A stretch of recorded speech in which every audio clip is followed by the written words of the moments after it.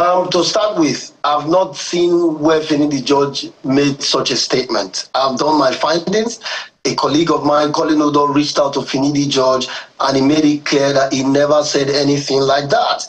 He only reacted to a question during his presentation where he said, in general, that he would not beg any footballer to represent Nigeria. That is on record what Finidi said.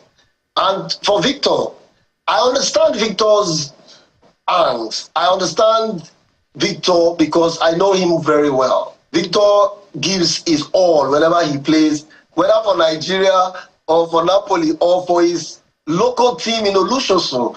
That is who he is. He's very passionate. He's very emotional. All of these are the attributes you see him display on the field of play. That energy is the same energy he used in venting his anger on that Instagram live.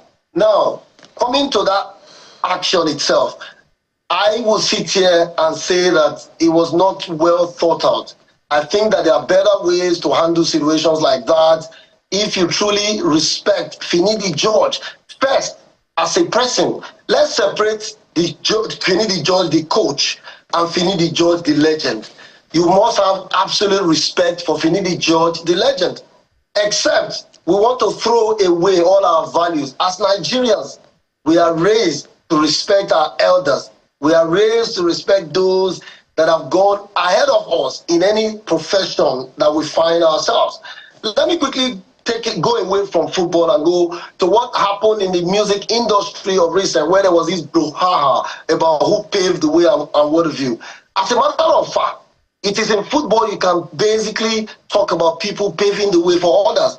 And people like Finidi George actually are the ones who have paved the way for the likes of Osimhen to enjoy what they're enjoying in Europe today. So at least for anything, you've got to respect all of that. So based on that, I think Osimhen should have done better. There are better ways to handle things, and I think that he should have done better. If he's watching this right now, if I were with him, this is the same thing I would tell him.